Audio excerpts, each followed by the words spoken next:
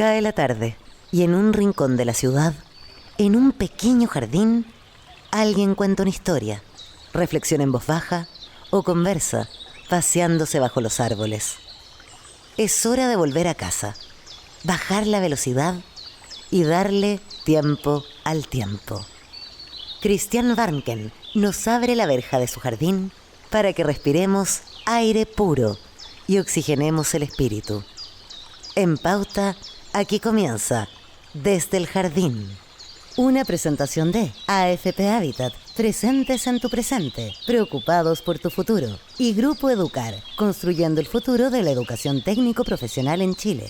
Lo esencial de toda exploración será volver al propio jardín y ver las cosas por primera vez, decía el poeta T.S. Eliot. Muy buenas tardes, queridos y queridas radiovidentes que al escucharme me ven caminar por este jardín otoñal. Ahí escuchan mis pasos pisando las hojas de otoño que están maravillosas en este otoño en Santiago. O sea, el otoño en Santiago realmente es fabuloso, es bello. Los liquidámbares no son especies nativas, pero hallaron aquí una buena patria y un buen lugar y embellecen la vista y hacen más amable esta estación que podría llevarnos un poquito a la melancolía o a la nostalgia. Hoy día vamos a conversar de un tema que yo escuché en una muy buena exposición en la Academia de Ciencias Sociales, Jurídicas y Morales, ahí en el Instituto Chile, en el centro de Santiago, una exposición que en pocos minutos explicó la historia política de Venezuela desde la asunción de Chávez hasta la salida intempestiva, casi mágica, de Maduro de Caracas. Bueno, ¿quién fue el expositor? Expusieron dos personas, José Rodríguez Elizondo, y habló también Genaro Arriagada, que iba como invitado. Ustedes lo conocen, Genaro Arriagada es un prestigioso político, es parte de la historia política de Chile. Él jugó un rol central en la articulación política de la oposición a la dictadura, fue secretario ejecutivo del Comando por el No, jefe de campaña de esa épica campaña por el No, ministro secretario general de gobierno Eduardo Frei, embajador de Chile en Estados Unidos, pero además tiene una extensa labor académica y de consultorías, entre ellas la de Venezuela. Y si hay alguien que conoce bien Venezuela, que conoce a la oposición venezolana, que conoce lo que ha pasado en Venezuela en estos años, es Genaro Arriagada. Y me dirán ustedes, bueno, ¿y por qué hablar de Venezuela? Justamente no hay que olvidarlo. No hay que olvidar a Venezuela, no hay que olvidar a su pueblo, no hay que olvidar lo que está viviendo ese pueblo desde hace mucho tiempo, ese calvario de un país que ha rozado la miseria, que está prácticamente al borde de la miseria, que ha tenido un éxodo colosal, casi un éxodo bíblico, de características bíblicas, la del pueblo venezolano. Y además, los venezolanos hoy día viven en Chile, son parte de nuestro país, están aquí, muchas veces, la mayoría de ellos bien integrados, trabajando, pero siempre con una nostalgia muy fuerte de su país. Y a mí me da pena, digamos, que nos olvidemos de Venezuela y sobre todo que después de esta intervención intempestiva de Estados Unidos se haya abierto una esperanza para los venezolanos que esté quedando tal vez defraudada, que es el regreso, por fin, de la democracia y la libertad a Venezuela. Y por eso que invité a Genaro Arriagada a caminar conmigo esta tarde en mi jardín. Genaro, muy bienvenido y muchas gracias por aceptar la invitación. Muchas gracias. Dicen que caminar hace bien para la salud. No, la física y la mental. Exactamente, hace bien, relaja, ¿no es cierto? Claro. Podría ser muy bien, por ejemplo, para una enfermedad que se llama mareo de altura, del que tú hablaste hoy día en una columna de Mercurio, empezábamos a hablar al final, a propósito del gobierno de Kast. Es bueno pegarse una caminata, mirando los pájaros, conversando con otros. Genaro, yo te escuché en la sesión del 30 de marzo, fue en la Academia de Ciencias Sociales, una exposición muy sintética, muy interesante y quedé con muchas preguntas. Primero quiero preguntarte cuándo comienza tu vinculación con Venezuela. ¿Cómo es que tú comienzas a entrar en ese país y a conocerlo más a fondo? Bueno, yo he tenido muchos sombreros y uno de los sombreros que he tenido es el de consultor. Y hubo un tiempo en que me dediqué a las consultorías y recorría distintos países de América Latina haciendo análisis del futuro político, political outlook. Y llegué a Venezuela enviado por un banco internacional a que informara qué es lo que pasaba ahí, porque acababa de subir este personaje que era un ex militar con un respaldo popular enorme, que se llama Hugo Chávez Frías. Y con un carisma enorme también, ¿no? Sí, tenía un carisma. Y en el camino empecé a conocer mucho venezolano y me di cuenta de que yo ya no podía ser consultor, porque había tomado partido. Y mi partido era ayudar a la oposición a Chávez, porque consideraba que Chávez era un peligro para la democracia, porque siempre me pareció un ser, es feo decirlo, pero un ser muy desagradable. Pero dime una cosa, Genaro, pero mucha gente, incluso inteligente, dentro de Venezuela y fuera, que fueron a verlo, primero se encandilaron con Chávez. Lo defendían, era su partido, decían que era un estupendo líder, que tenía una gran visión política. O sea, hubo muchos que se dejaron encandilar por él. Así es. Pero eso no es nuevo, ¿ah? De repente los países, particularmente sistemas como los sistemas presidenciales, la gente de repente se deja encaminar por líderes que cuando se les mira después en retrospectiva parecen personas de poco valor. Chávez era un hombre inculto, era además un tipo, yo diría, grosero de manera, era un autoritario, pero bueno, de eso está lleno, si no pensemos hoy día de que este mundo está convulsionado por Ya no es solo realismo mágico latinoamericano, No, el claro, realismo mágico no. subió hacia el norte, se desplazó. Subió hacia el norte y se ubicó ahí donde Felipe González, el que fue primer ministro de España durante Sí. 12 años, uno de los tipos inteligentes que he conocido, hoy día retirado, hace un mes le preguntaron sobre Estados Unidos y dijo, mire, yo no quiero ser impertinente, pero quiero ser honrado. Mi impresión es que el presidente de Estados Unidos, don Donald Trump, está rematadamente loco. Oh, qué tremenda la declaración. Esa fue... Bueno, pero pero mira qué interesante, porque estamos observando aquí el caso de un líder carismático que llega de alguna manera a llenar el vacío de poder y de alguna manera a responderle a una población que se siente huérfana a lo mejor de una clase política que no supo responderle sus demandas y sus miedos. Y en el otro caso tenemos lo mismo y también tenemos gente encandilada con el presidente de la potencia del norte. O sea, qué Claro. importante es darse cuenta. ¿Tú te diste cuenta al comienzo? ¿Y cómo te explicas que alguien como Chávez, que tú has descrito aquí como alguien inculto, maleducado, etcétera, autoritario, haya llegado al poder con ese nivel de popularidad? ¿Qué es lo que falló en Venezuela? ¿Fue una falla en el sistema político, en su clase política? ¿En qué? bueno, yo creo que sería muy injusto decir que la actual tragedia venezolana partió con Chávez. Partió mucho antes. Y como tú lo insinuabas, partió con una crisis del sistema político. Ahí hubo un sistema bipartidista en el cual estaban los demócratas cristianos a través de un partido que se llamaba COPEI y un partido socialdemócrata que era Acción Democrática. Andrés Pérez, el famoso Andrés Claro, Carlos Andrés Pérez, Betancur, en fin. Gente que crearon un sistema que funcionaba, pero crecientemente se hizo corrupto y crecientemente se hizo populista de mala manera. Los partidos políticos se destruyeron y la clase política terminó cansando de una manera tan grande a la gente que de repente apareció este ex mayor de ejército y que estaba retirado hacía tiempo y se transformó en una esperanza en la cual, hay que reconocerlo porque si no uno empieza a funcionar sobre cosas falsas, entusiasmó de tal manera la sociedad venezolana que lo respaldaron al principio desde la derecha hasta la izquierda. Qué impresionante eso. Muy impresionante.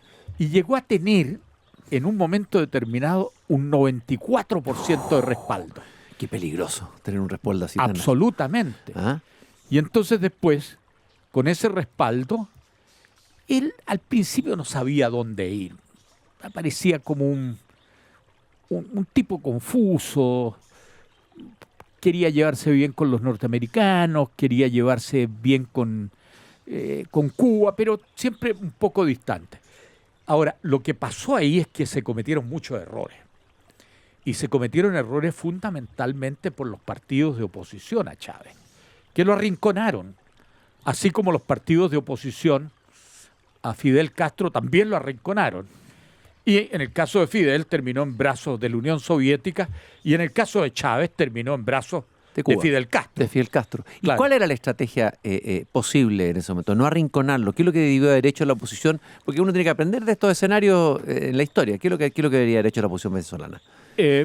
Primero yo creo que debería haber tenido una actitud de mayor moderación. En vez de eso se embarcó en un golpe de Estado. Y los golpes de Estado tienen una particularidad, claro, que son o 0 o 1000. O se ganan o se pierden. O se pierden. Y cuando Claro. se pierden de verdad. Y entonces la oposición venezolana, que era muy poderosa, la oligarquía venezolana, se metió en un golpe de Estado y perdieron.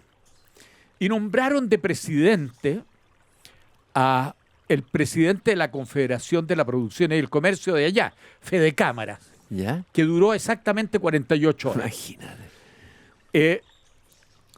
Fue lo que los venezolanos llaman el gobierno de Carmona el Breve.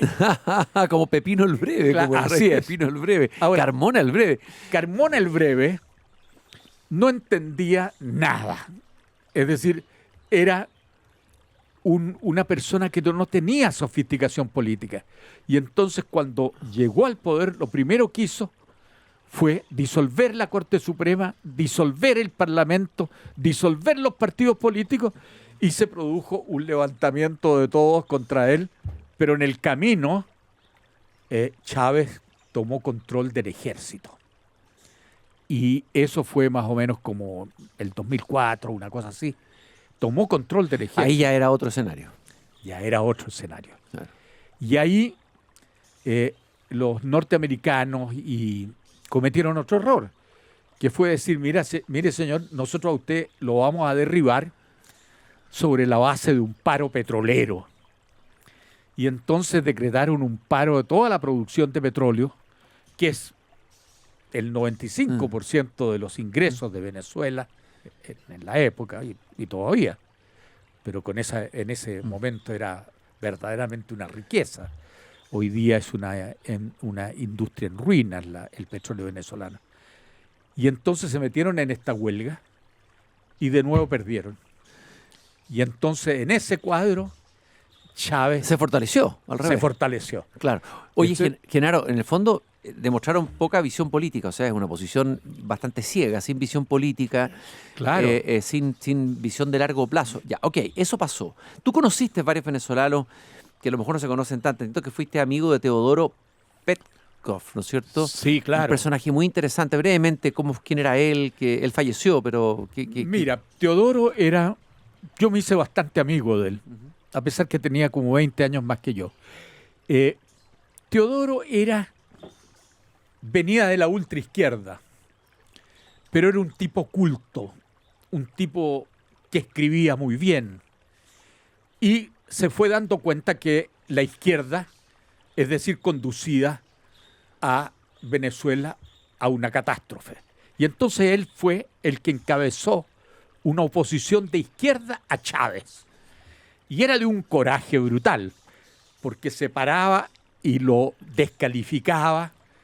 Y este había sido guerrillero, abandonó la guerrilla, se hizo mayormente socialdemócrata, fue siempre un hombre muy honesto. Pero los partidos políticos, en vez de apoyarlo, lo consideraron un líder de opinión sin base. Ya. Y entonces Chávez se fue afianzando en el poder. Vamos a avanzar un poco rápido, pero Sí. para ir un poco las etapas. Y yo me acuerdo que tú describiste la situación o el régimen actual. Vamos a hablar, antes de entrar en esta pregunta, vamos a hablar de Maduro. Vamos a comparar a Maduro con Chávez. Muchos dicen que Chávez tenía más talante político, más intuición política, más instinto político. Si tú comparas Maduro con Chávez y colocas a esos personajes frente a frente, ¿cómo lo describes? Las comparaciones siempre son odiosas, pero ya que me lo preguntas, Chávez era más inteligente. Uh-huh. Chávez tenía un sentido mesiánico, pero también tenía un cierto sentido del realismo político. Y eso no se dio en Maduro, cuyos orígenes eran muy, muy modestos. Y Maduro fue siempre un yes man de Chávez. Y cuando Chávez entró ya en la etapa final, agarrado por ese cáncer que lo mató, él tenía dos posibilidades de sucesor, porque ya la democracia había desaparecido, Chávez controlaba el ejército, controlaba... Maduro. No, Chávez. Chávez, estaba muriendo, todavía. Estaba falleciendo, sí. Se estaba falleciendo. Y entonces él tenía la posibilidad de nombrar o a Diosdado Cabello... Imagínate.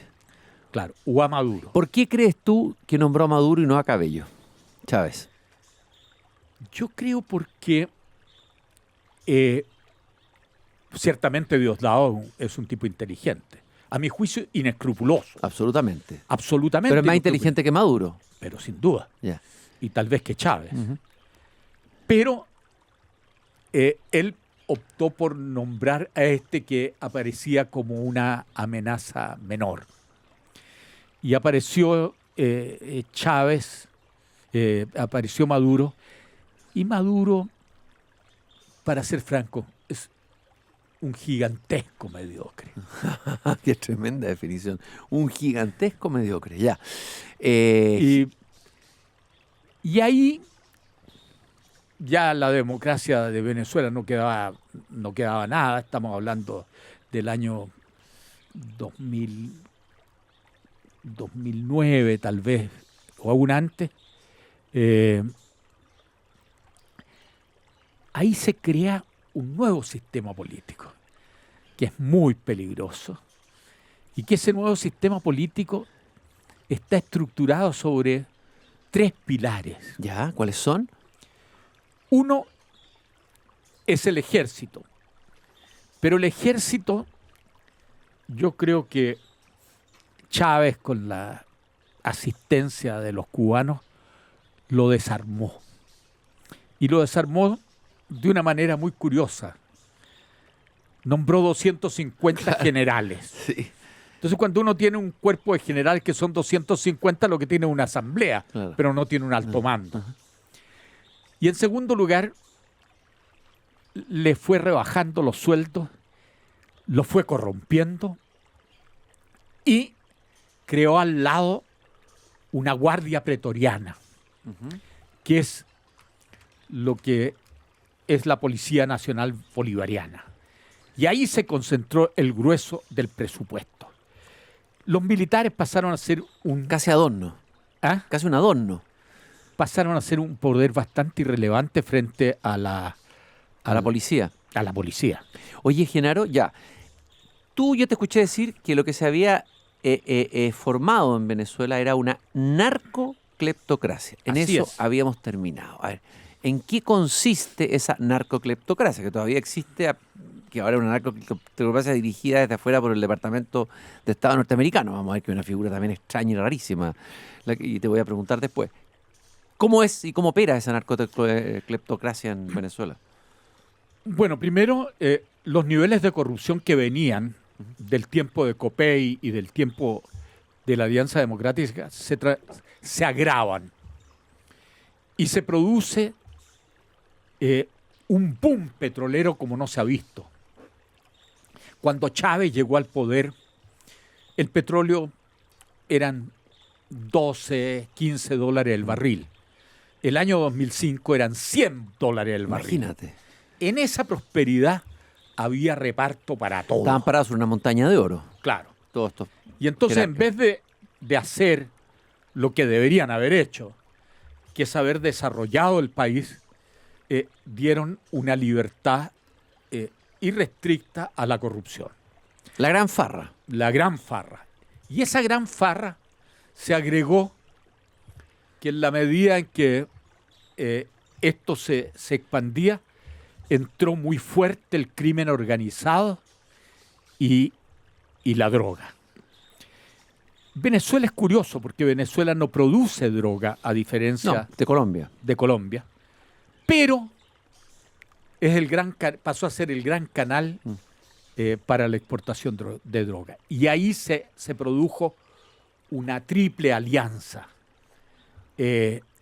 La Guardia Pretoriana, la Guardia Bolivariana, que fue entregada cada vez más a Diosdado Cabello, y por otro lado, el narcotráfico y un poder político que lo representaba Maduro. Y Maduro, como lo dicen toda la prensa, esto no es una infamia, dice, era el capo máximo. Ese era el que repartía la torta. Y entonces en esos tres pilares, el poder político que lo manejaba Maduro, el poder policial que lo manejaba Diosdado Cabello, y estos grupos mafiosos que pasaron a controlar, yo diría, barrios e incluso ciudades. Enteras. Oye, Genaro, estamos conversando y caminando por el jardín con Genaro Arriagada, ex ministro secretario general del gobierno Frey, ex coordinador de la campaña del no, etcétera, ex embajador en Estados Unidos. Llama la atención que se hayan llevado a su máximo líder y que, no sé, salvo algunas declaraciones, sigue funcionando el gobierno, reciben al embajador de Estados Unidos, que fue el que secuestró a su líder. O sea, la lealtad a su líder es nula. Y me imagino que eso Maduro lo debe saber, debe ser terrible darse cuenta de eso. ¿Cómo te explicas eso? Bueno, porque es ahí donde entra el concepto ese de una narcocleptocracia. Una cleptocracia es el gobierno de los ladrones. Y verdaderamente cuando uno va a Caracas, y yo fui durante 8 años constantemente, tenía una relación muy estrecha con la oposición, veía como si me llevaban, por ejemplo, a ver los lugares donde estaban los grandes yates camino al Caribe, uno preguntaba y decía, ¿qué yate tan grande ese? Si este era del tal empresario, y hoy día ¿de quién es? No, hoy día es de un boliburgués. Los boliburgueses fueron... Boliburgués. Claro, les llamaban porque, como la revolución bolivariana, entonces los boliburgueses empezaron a acumular y acumular dinero. Pero cuando decimos hablar de dinero, no estamos hablando de cosas chicas, de 10 millones de dólares, sino no estamos hablando de cientos millones. ¿Tú crees que Maduro fue entregado? ¿Esto fue una operación de Estados Unidos con alguien de adentro del régimen? ¿Cuál es tu hipótesis? Así, aunque sea arriesgada, ¿cómo lo ves tú? Bueno, yo creo que esta cleptocracia no tiene ni ideología ni tiene alma. Tampoco tiene lealtad. Pero además no tiene futuro. Porque si una persona como Diosdado Cabello llega y dice, yo me quiero ir, ¿a dónde? Dice, ¿a dónde? ¿A dónde se va a ir? ¿Quién te va a dar acogida? ¿Estados Unidos? Cuba. Sí. Bielorrusia tal vez, ¿me entiendes? Entonces, en ese cuadro, esta cleptocracia quedó presa del propio Estado que habían corrompido. Y entonces ellos no tienen dónde ir. Salvo a una cárcel en Estados Unidos, en fin. Ya, y entonces ahí fue donde se produjo una de las cosas más sórdidas que ha visto la política latinoamericana en medio siglo, que es que el madurismo cambió el poder sobre la base de compartirlo con los norteamericanos. Eso es impresionante. Ya, eso Claro. es impresionante, ¿no es cierto? Y entonces lo que hemos visto en estos días es una cosa aberrante. Resulta que le entregaron el petróleo, que lo venían defendiendo desde hacía 50 años, se lo entregaron a las compañías norteamericanas sin pedir nada a cambio. Solamente su sobrevivencia. Solo su La supervivencia. sobrevivencia de estos miembros de esta narcocleptocracia. Entonces, ahora, la pregunta que te quiero hacer, tú conociste muy bien a María Corina Machado, la conociste desde que era dirigente más joven, etcétera, viste toda su evolución. ¿Cuál es la situación de María Corina Machado hoy día? ¿Cuál es el margen o escenario que tiene la oposición hoy día en esta situación? Pareciera que cada vez tiene menos espacio. ¿Vale la pena que regrese? ¿Van a haber movilizaciones? ¿La gente no se va a movilizar? ¿Cuál es el diagnóstico que tú haces de la oposición venezolana, a quien conoces muy bien? Tú me estás metiendo en profundidad y me estás obligando a hablar mal. Yo a María Corina le tengo gran aprecio. Y me imagino admiración, porque es una mujer Sí, heroica en muchos una sentidos. admiración enorme por su coraje. No, es verdaderamente un ser bastante excepcional. Pero desde el punto de vista político, ella fue creando cada vez más una relación muy estrecha con la derecha norteamericana. Y en la relación con Estados Unidos, en Estados Unidos hay de todo, como en todos los países. Hay una parte de Estados Unidos que es ultraconservadora, que a mí me irrita, pero tengo grandes amigos que son demócratas, son liberales, en fin. Ella fue en el fondo entregando cada vez más el movimiento a la derecha ¿Y norteamericana. tú crees que eso fue un error político? Sí, porque, perdón, ya estamos con Estados Unidos hay que tener cuidado. Nosotros en América Latina tenemos una dependencia respecto de Estados Unidos, no cabe duda. Pero en esa dependencia tenemos que mantenernos a una cierta distancia, porque si nos acercamos demasiado, es decir, nos pegan un zarpazo. Esto lo advirtió hasta Portales en el siglo XIX en una famosa carta. Así Hasta es. Portales lo dio. Así es. Ajá. Y por el otro lado, si tú te alejas mucho, te expones a una agresión como las que hizo durante un siglo la política del gran garrote en América Central. Entonces yo siempre le he dicho a mis amigos venezolanos que en las relaciones con Estados Unidos hay que seguir un viejo dicho que dicen que la vela, esta vela encendida, no hay que ponerla tan cerca del santo porque el santo se quema, pero no tan lejos porque el santo se enfría. Ajá. Entonces, en esta materia, con Estados Unidos, uno no puede negar que es un factor importante de poder, pero hay espacios para los efectos de salvar una política razonable, independiente, y eso yo creo que el gran error de la oposición venezolana, y no me refiero a María Corina, a quien le tengo aprecio y admiración por su coraje, en definitiva terminó en esta brutalidad que ha hecho Trump de llegar y reconstruir estos tres pilares de que hablamos. Dijo, el ejército le pego un zarpazo y pongo ahí a un general más proclive a mi sector. Saco a Padrino, al comandante en jefe, y ahora ya lo restituyeron de ministro de Agricultura. Pero con eso yo trato de reconstruir un ejército que sea funcional a lo que queremos. Y en segundo lugar, respecto de la violencia, del crimen organizado, de eso que se haga cargo la policía y Diosdado Cabello.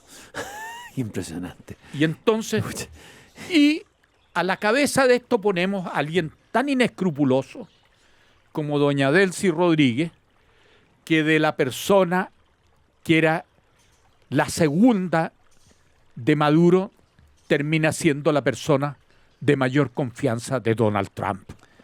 Entonces yo que he amado siempre a Venezuela, quiero decir que esto me duele en el alma. Es terrible. Y para los venezolanos. Y para los venezolanos también. Tiene que ser extremadamente doloroso.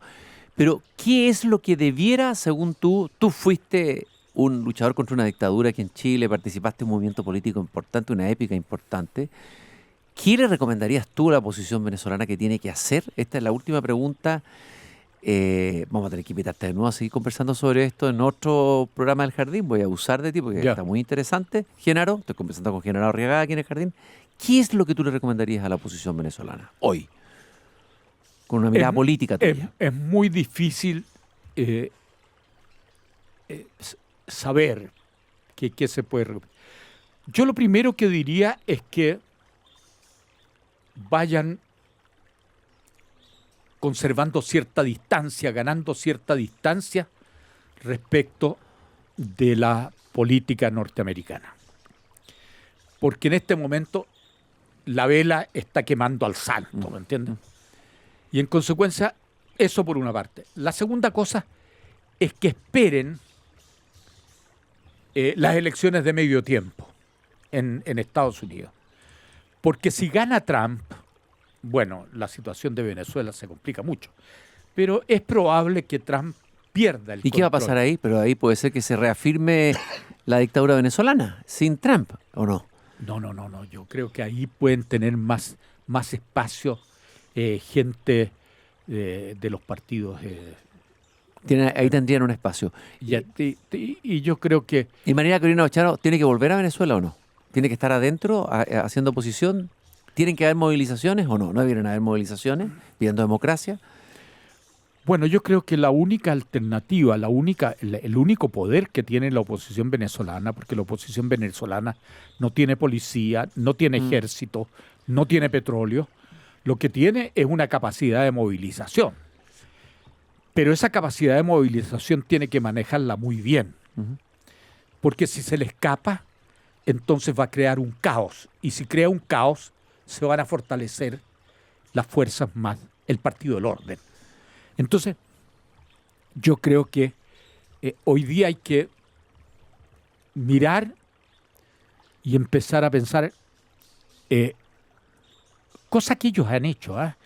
Nosotros estuvimos con Ignacio Walker hace un año y medio atrás, invitados por la oposición venezolana, y ellos presentaron lo que llamaran un proyecto alternativo, porque ellos se dejan mucho llevar por la experiencia chilena. Y entonces ahí planteaban los temas. Ellos, yo creo que saben qué pueden hacer con el petróleo, saben qué pueden hacer con la sociedad civil, siempre y cuando lo hagan con cuidado. En consecuencia, yo creo que Venezuela no es un desierto. Y es posible que algo de ahí salga, pero hay que esperar. Y hay que esperar además porque tenemos que pensar que no han pasado 3 meses desde, como dicen algunos norteamericanos de derecha, desde la extracción de Maduro. En 3 meses yo creo que hay que dejar que esto madure, decante y ver cuáles son los nuevos escenarios. Y ahí tiene que haber un rol de países que de repente se han equivocado mucho. Por ejemplo, Brasil. Brasil debiera tener un rol mucho más fuerte. Más fuerte, más activo, más de presión, etcétera. Claro. ¿No es cierto? Que es lo que jugó. Claro. Genaro, yo te quiero agradecer esta caminata que hemos tenido esta tarde en el Jardín, tratando de reconstituir y entender esta extraña situación del caso venezolano. Genaro Arriagada, ex ministro secretario general de gobierno, ex embajador de Chile en Estados Unidos, consultor internacional, secretario ejecutivo del Comando por el No. Fue un gusto haber conversado contigo, como siempre, Genaro. Muchas gracias por la invitación. Y nosotros nos vamos a ir a una breve pausa, recordándoles que Grupo Educar construye el futuro de la educación técnico profesional en Chile. Conoce más sobre nuestro trabajo en grupoeducar.cl. AFP Habitat invita a conocer su cuenta pública 2025. 10 años informando con transparencia sobre rentabilidad, pensiones e inversiones. Este 9 de abril conéctate en afphabitat.cl. Vamos a una pausa y regresamos.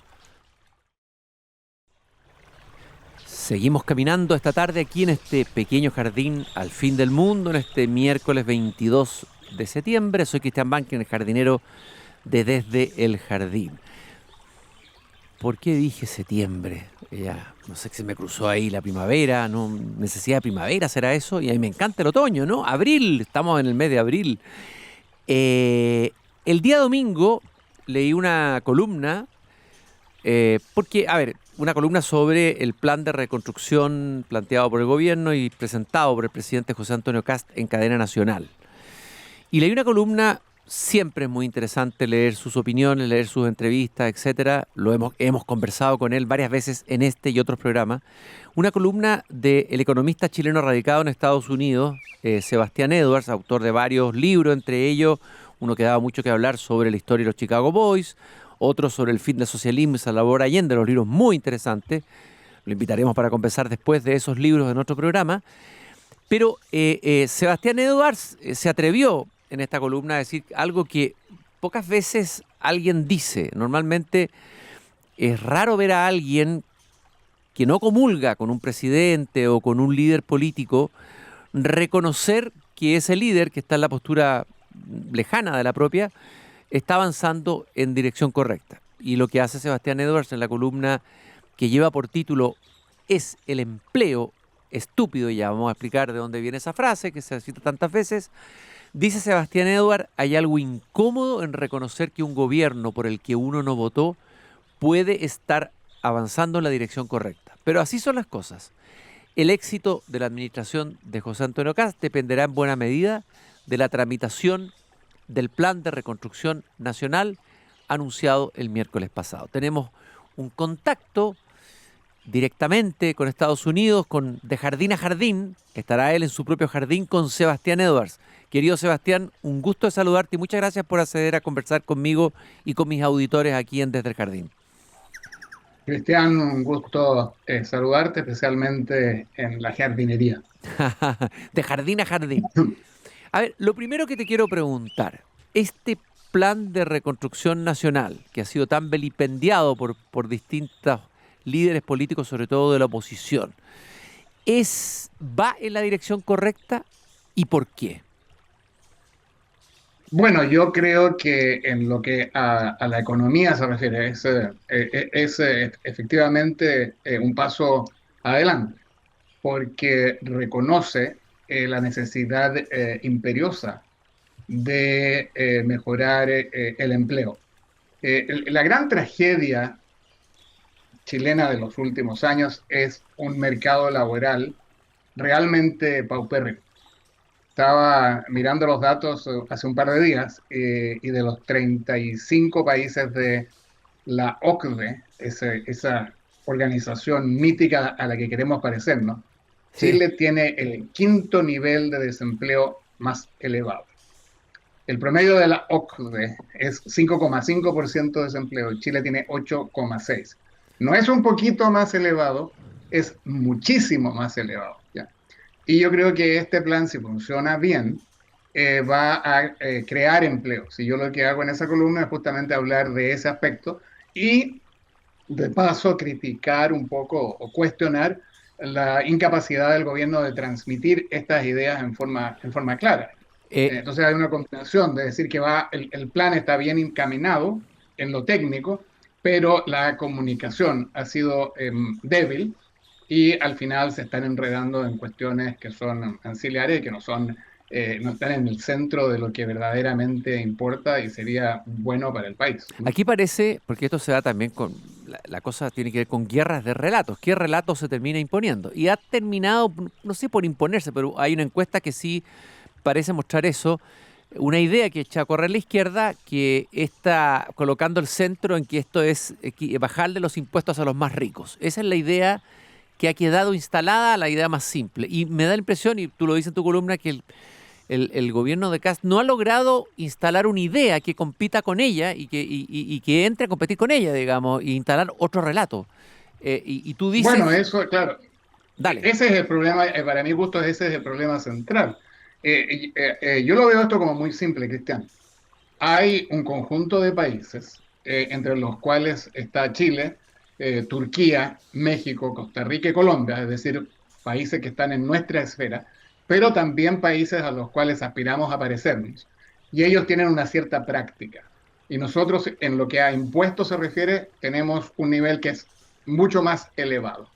Por tanto, lo que dice el sentido común es que los países a los cuales aspiramos parecernos, algo nos enseñan y que debiéramos movernos en esa dirección.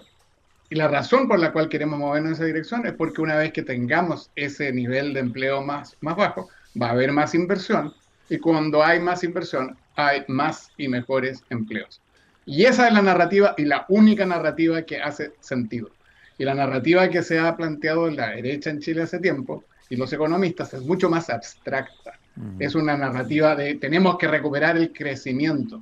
El crecimiento es un número, es una cuestión abstracta, y la pregunta es si la gente de la calle de verdad entiende. Mi mamá, por ejemplo, entiende en qué se traslada ese número en su vida real. Y esa es una falla para mí, en mi opinión, muy seria de parte y quizás sorprendente. Uno hubiera pensado que iban a ser más eficientes esta vez, pero parece que no. Oye, Sebastián, pero tú mismo lo señalas también que esta rebaja de impuestos plantea y coloca, y eso lo han destacado varios columnistas, un problema, los de oposición, que es la recaudación. O sea que obviamente que va a haber una caída de recaudación. Y el tema es cómo se enfrentará esa caída de la recaudación. No es menor, ¿no es cierto? Y si se hace mal, digamos, podemos estar instalando un problema mayúsculo, ¿no? Un Estado con menos recursos. Entonces, ¿cómo se enfrenta ese problema que podría ser el punto débil o el talón de Aquiles de este proyecto? Claro, yo voy a volver al tema comunicacional, Cristian, porque nuevamente el gobierno ha permitido que la oposición instale esto como que es un problema de recaudación y no que es un problema de desequilibrio o déficit. Lo que importa es el déficit, no la recaudación. Uno puede tener una recaudación muy alta con un gasto más alto aún y un déficit gigantesco.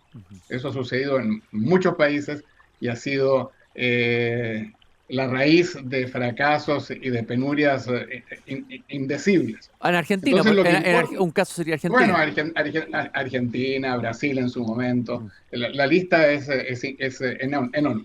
Entonces lo que hay que enfatizar es el desequilibrio. Y el desequilibrio se balbucea. De repente hay un diputado, un senador, un ministro que lo dice. Pero la manera como uno enfrenta un desequilibrio es o por mayores ingresos o por menores y mejores gastos. Y entró el gobierno con mucho entusiasmo, por lo menos en la oratoria con respecto al tema del gasto, pero a eso se ha ido dilucidando y sucedió algo que también sabíamos que iba a suceder, que en cuanto los personeros que hablaban y hablaban de reducir el gasto, se transformaron en ministros o subsecretarios, empezaron a defender a sus reparticiones y empezar a proteger el gasto de las mismas. Entonces no hay ni un ministro que diga, que esté diciendo, bueno, yo me ofrezco para que mi repartición contribuya en los siguientes programas para cortarlos, ¿ya? Entonces yo creo que aquí hay un problema de prioridades, hay un problema de comunicaciones, hay un problema de relato, y quizás hay un problema de que el programa es demasiado grande, ¿ya? La oposición dice que es demasiado grande y que están tratando de meter gato por liebre. Yo creo que Claro, no es tanto eso como con una reforma tributaria encubierta en el fondo, claro. Sí, pero no está nada de encubierta, está totalmente a la vista de todo el mundo, está a la vista de todo el mundo porque dicen vamos a bajar de 27 a 23, que es el promedio de la OCDE. No, pero yo creo que puede ser demasiado grande porque es difícil masticar pedazos grandotes de carne o de comida. Entonces, uno tiene que echarse a la boca lo que puede masticar y digerir. Y en ese sentido, puede que sea demasiado amplio, ¿eh? Tú planteas, Sebastián, y creo que lo pruebes o lo muestres. Te muestras optimista en el sentido que una rebaja de impuestos debiera traer 200.000 empleos adicionales. que la baja de tasa corporativa de 27 a 23, en fin, también, o sea, ¿eso se sostiene? ¿Es posible? ¿Es viable? ¿Tú lo ves alcanzable absolutamente? Bueno, es una, es un cálculo bastante trivial. Hace un par de días en el Mercurio sale un estudio que hicieron 3 economistas jóvenes, creo que en la UDP, en que hacen llegan a un cálculo similar. Es una cuestión técnica, Cristian, pero hay parámetros y evidencia abrumadora que si bajas la tasa de inversión, la tasa de impuestos, la inversión en capital fijo y en maquinaria de las empresas aumenta. Especialmente si esa baja de impuestos es considerada como permanente, ¿ya? No es que vayan a bajar los impuestos ahora y subirlos pasado mañana. Y por eso que la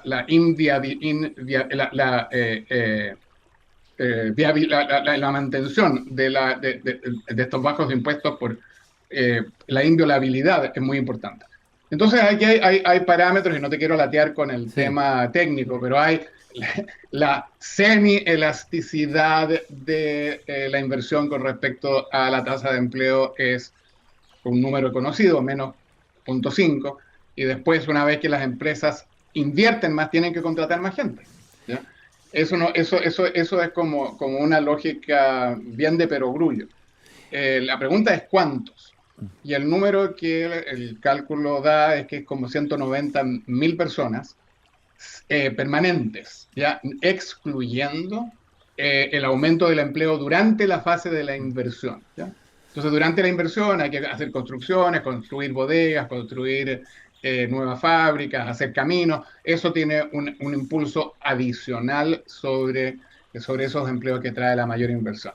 Entonces, yo estoy bastante confiado con que esos números son sólidos. Podrá ser un poco más, un poco menos, pero ese es el orden de magnitud. Oye, Sebastián, ya, pero tú planteas, y ahí viene el título de tu columna, que recuerda digamos, una elección en Estados Unidos en que se enfrentaba Bill Clinton con George W. Bush, y aparece la frase, es el empleo estúpido. Quizás sea bueno recordar. No, es la economía estúpido. Es la economía estúpido, y tú lo trasladas para acá, que es el empleo estúpido. Ok. Y ahí se juega en esta lucha de relatos, ¿no es cierto? Lucha de discursos. Y aquí lo que llama la atención es que el gobierno de Kast no haya preparado esto comunicacionalmente. ¿No te parece que para haber hecho esta reforma de esta envergadura debía ir acompañado, obviamente, de una manera de cómo narrarla, cómo relatarla, cómo transmitirla? ¿No te llama la atención esa debilidad? Bueno, me llama enormemente la atención. Digamos, en parte escribí la columna porque me parece muy sorprendente. Y yo tengo una teoría estival con respecto al tema, porque si uno mira, Cristian, en las instalaciones de los últimos 3 o 4 gobiernos en Chile, todos han sido así como reguleque, ¿ya? Entonces yo creo que la culpa es de febrero. Yo pensaba que estos muchachos y muchachas esta vez no se iban a tomar vacaciones en febrero, iban a estar trabajando, pero aparentemente se fueron todos para donde, no sé dónde vacacionean, en lagos, qué sé yo. Entonces yo creo que es un poco en chunga lo que estoy diciendo, pero un poco en serio. Se ha dicho que la transición es demasiado larga. Yo creo que este calendario es medio compliqueque. Entonces, no se prepararon. Es así de simple. Y a eso hay que sumarle quizás un poquito de hubris y pensar que no. Claro, pensar que, bueno, estas son cuestiones técnicas y yo no tengo que darle explicaciones al populacho sobre esto. Más vale que tomen mi palabra como algo cierto. Yo creo que el relato es esencial y hay que prepararlo, hay que hablarlo con gente que conoce la calle, hay que ensayarlo 1.000.000 de veces y parece que no lo hicieron. ¿Esto es falta de espesor político, de inteligencia política? No lo sé, si acaso es solo eso, ¿ya? Yo no conozco prácticamente a nadie del gabinete. Conozco mucho a Jorge Quiroz y la entrevista que tuvo contigo fue extraordinaria porque le mostró al mundo quién es de verdad Jorge Quiroz, que recita a Goethe en alemán de Sí, corrido, a ¿no? Rilke en alemán, Entonces, etcétera. Sí, oye, pero no los conozco. Yo creo que hay falta sí, bueno, espesor es una buena palabra, quizás. Oye, voy a comentarte una columna que apareció hoy día, te voy a leer un pedacito de Eugenio Tironi, que se llama Ortodoxia y omisión. Él afirma que las medidas anunciadas, lo que estamos comentando acá, responden sin ambigüedades ni mitigaciones a la filosofía económica de la derecha más ortodoxa. Es su derecho, la ganó en las urnas. Esa es la primera afirmación. Y Sí. la segunda afirmación de este columnista es que la premisa que subyace en este plan de reconstrucción es apostar a que el crecimiento compense la reducción tributaria. O sea, que la premisa sería simple, que en manos privadas los recursos se vuelven más productivos, lo que beneficia al país en conjunto. Pero dice Tironi que numerosos expertos cuestionan esta presunción, que la evidencia comparada los respalda, pero rara vez una evidencia ha logrado derrumbar una convicción. ¿Qué piensas de esas afirmaciones?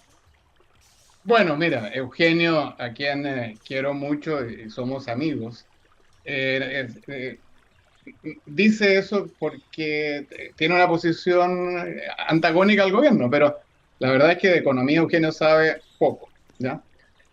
¿Cuál es qué es lo que está, y está suponiendo algo que yo creo que no es correcto?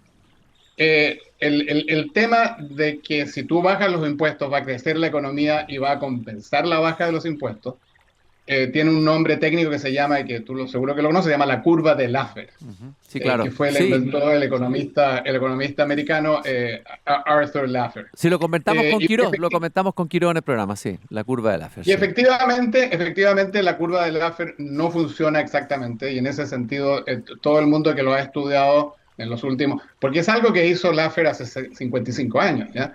Eh, no va a haber una compensación total. Entonces yo no creo que Jorge Quiroz, lo habló contigo, crea que eso va a ser lo único que se requiere. Por eso que entró diciendo, recórtenme el 3%, porque es una combinación de las dos cosas. Insisto, el problema es el desequilibrio, es la relación entre el ingreso y el gasto. Va a caer el ingreso porque van a bajar los impuestos, va a compensarse un poco porque va a haber más inversión y más crecimiento, una compensación que no va a ser total, y esa brecha tiene que ser por rebaja del gasto. Y no hay manera de hacerlo de otra manera. Bueno, pero ahí Pero se va a de nuevo, encontrar el gobierno, ahí se va a encontrar con los el- el- ministros y subsecretarios defendiendo cada uno su parcela, ¿no? Lo que tú dijiste exacto, al comienzo. exacto. Y ahí tiene que ver, yo no sé, el presidente tendrá que conversarlo, hablarlo, negociarlo. eh, pero yo veo que este comienzo como trabillones es problemático. Oye, Sebastián, y luego tu amigo Eugenio Tironi dice que el presidente omitió algo en su discurso, que no dijo ni una palabra sobre el contexto internacional, ni siquiera para aludir al alza de las gasolinas. Dice que ese silencio no es neutro. Y le leo, dice, no puede pasarse por alto que la época de auge de las inversiones y el crecimiento chileno coincidió con una economía mundial en expansión y un orden internacional que ofrecía certezas básicas. Nada de eso existe hoy. La paz, y con ella nuestro propio bolsillo, está en manos de una figura errática y confrontacional que gobierna mediante la extorsión y el insulto y que no reconoce aliados ni fronteras sagradas. Podemos remar mejor, dice Tironi, pero contra esas turbulencias remar mejor no alcanza. O sea que habría obviado Kast el escenario en que se mueve el contexto de su reforma. ¿Qué piensas de eso? Bueno, una columna es una columna y no vamos a pedirle demasiado rigor a un columnista, ¿no? Sobre todo a un columnista que de economía, como ya dijimos, no sabe mucho. Ahora, déjame decir, obviamente que hay una figura errática que es el presidente Trump, y eso no lo podemos obviar. Pero después meter en un solo saco la economía global y el efecto que ella tiene sobre Chile en forma tan simplificada, eh, es erróneo. Hay que hilar mucho más fino. Por ejemplo, independientemente de si la economía mundial crezca al 4% o al 3% o al 2%, la transición a los vehículos eléctricos está aquí para quedarse. Y eso significa que independientemente de si hay un boom económico mundial, Chile va a estar muy beneficiado a través de la demanda por cobre, la demanda por litio, la demanda por tierras raras, si es que permiten que se saquen las tierras raras de Penco por el tema de los permisos. Entonces, decir, la economía mundial va a ir más lento, cosa que tampoco sabemos si va a ir más lento, y eso va a afectar negativamente a Chile, es de una simplificación, de una pobreza medio franciscana. Pero el problema de centro, ahora que te mencioné lo de las tierras raras, yo creo que el gobierno tiene que realmente enfocarse en el tema de los permisos y la desregulación, más que nada. Y en eso, lo interesante es que el gobierno anterior dejó instalado un marco que es interesante, que es el proyecto que lideró Nicolás Grau, que ha sido tan criticado por la derecha, ¿no? Sebastián, yo te quiero agradecer esta conversación. Partimos con economía y quiero terminar con poesía, si tú me lo permites. Sí, claro. Porque vamos a recordar que en un día como hoy, 22 de abril, fallecía el gran poeta chileno Jorge Telier, poeta oriundo de la ciudad de Lautaro, de la Araucanía. Tuve la suerte de conocerlo y de entrevistarlo hace muchos años en un programa que se llamaba La Belleza de Pensar.